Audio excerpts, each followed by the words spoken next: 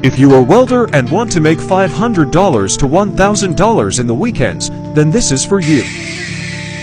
Handrails posts are everywhere and they usually need this type of repair. Post on every online app or go home to home and you will not believe the amount of work you can get.